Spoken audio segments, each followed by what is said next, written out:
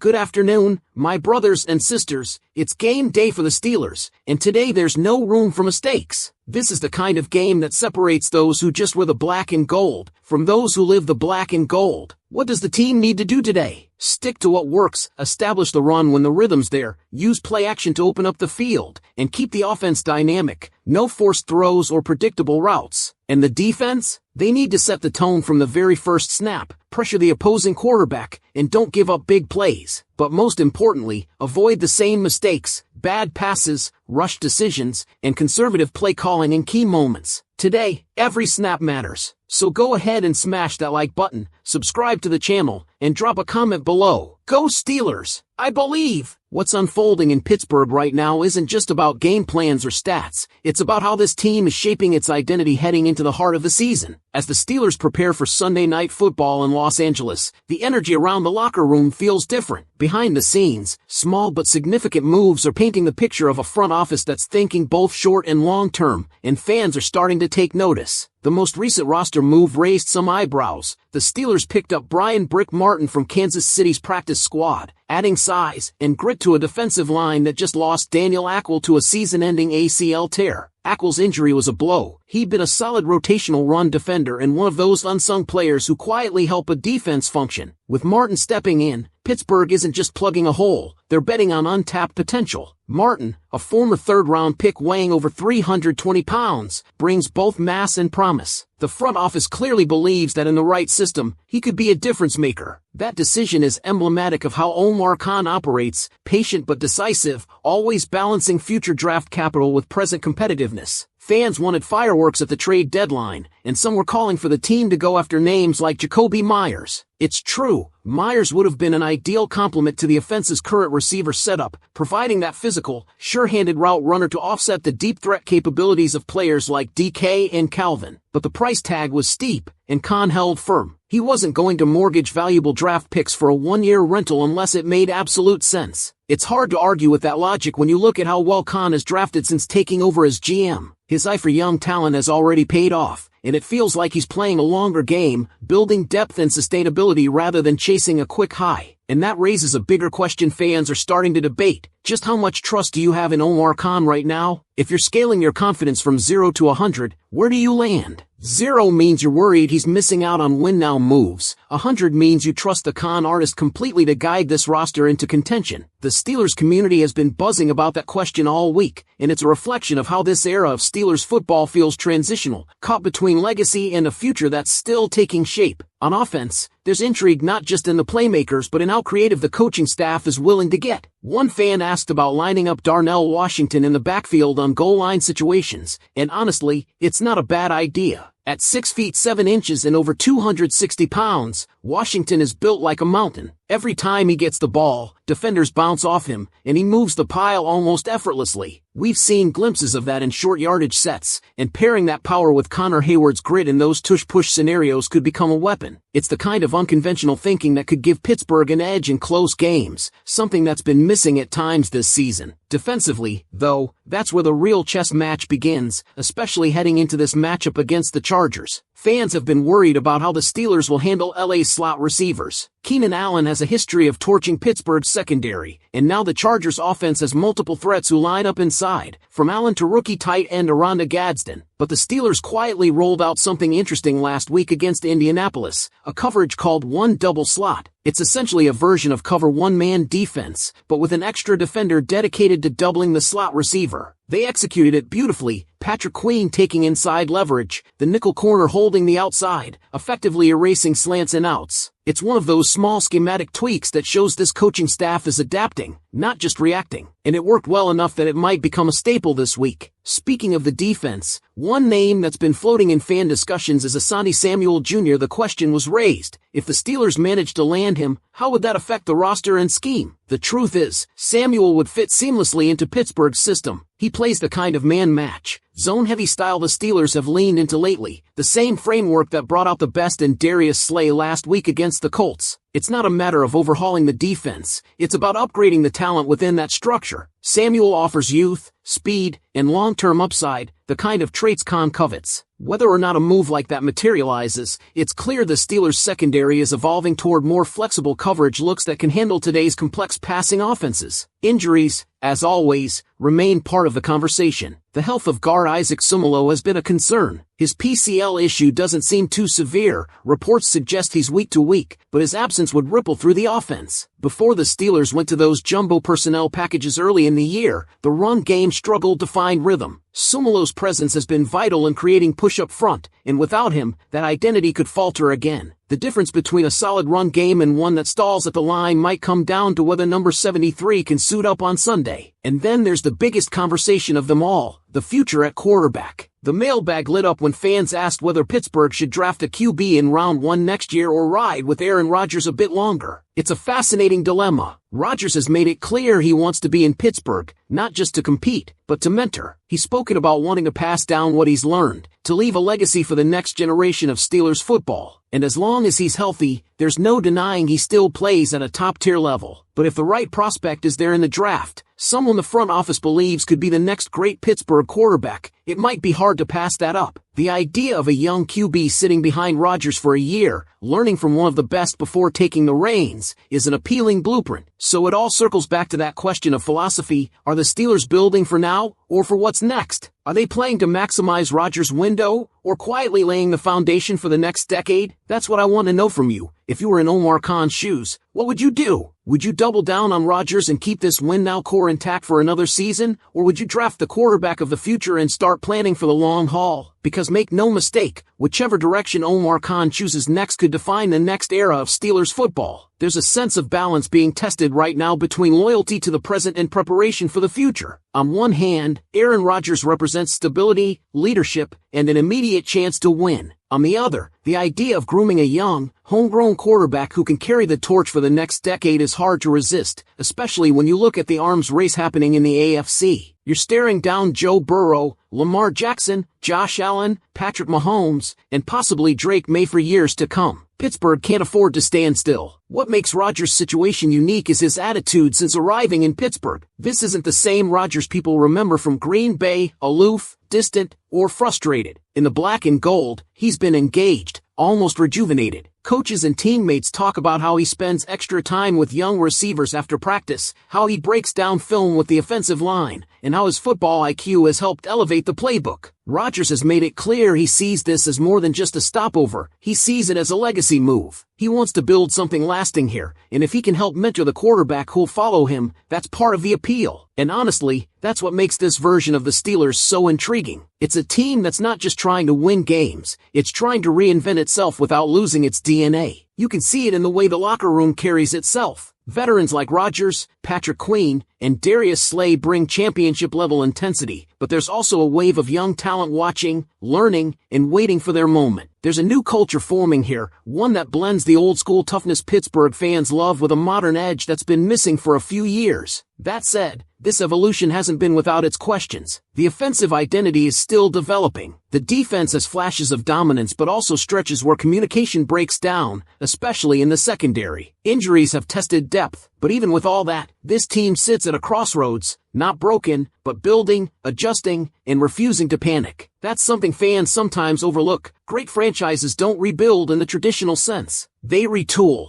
they reload, and that's exactly what's happening right now. And it's not just the front office playing its cards carefully. The coaching staff deserves credit, too. The schematic flexibility we saw against Indianapolis was one of the best examples of adaptation this season. Playing that one double slot coverage to neutralize the Colts' quick passing game showed awareness and creativity. Now, facing the Chargers, a team that thrives on mismatches and timing routes, the Steelers will need that same level of discipline and disguise. Keenan Allen, even past 30, is a technician. His route running can dismantle undisciplined coverage. The challenge will be mixing in enough zone looks to confuse Justin Herbert without giving up big plays over the top. There's also an underlying confidence in how Pittsburgh handles adversity. Losing Daniel Ackwell could have triggered panic, but instead, the team responded with a calculated move in bringing in Brick Martin. That's how you know the front office and coaching staff are aligned. No rash decisions, no wasted energy, just the next man-up mentality, but executed with intelligence and purpose. Meanwhile, the offensive line remains one of the most underappreciated stories of the season. When Sumalo is healthy, the run game looks completely different, physical, efficient, and balanced. When he's out, the cracks start to show. You can tell how much his presence means to the interior line, not just in execution but communication. The hope, of course, is that he's ready to go against Los Angeles, because without that anchor at left guard, the offense tends to lose its rhythm. What stands out most, though, is how the players seem to buy into the bigger picture. Whether it's veterans understanding their mentorship roles or young players realizing they're part of something larger than individual stats, the locker room vibe is unified. You can feel that pride, the black and gold identity, the toughness, the history. But now it's paired with something new: strategic patience. This isn't a franchise chasing quick fixes, it's one investing in a vision. And maybe that's why fans are torn right now. Everyone wants to win now. That's the Pittsburgh standard. But for the first time in a while, it feels like the Steelers are building something sustainable. Rodgers, in that sense, might not just be a quarterback, he's a bridge. A living, breathing link between what the Steelers have been and what they're becoming. The mailbag this week showed how invested fans are in every layer of this team, from schematics to roster moves to long-term direction. Every name mentioned, every idea floated, it all points back to one thing: the belief that this team is close to being great again, close to being feared again. And that's why these small moves, these internal decisions, matter so much. They're not just transactions, they're signals. So here's where it gets interesting. If the Steelers keep trending upward and Rodgers stays healthy, what happens next? Does Khan double down, adding one or two key veterans next offseason to push this team into true contender territory? Or does he decide it's time to secure the future and grab that next franchise quarterback while Rodgers holds the fort? Both options are bold. Both have risk. That's the heart of the discussion now. How do you, as a fan, see it? Is the smart play to go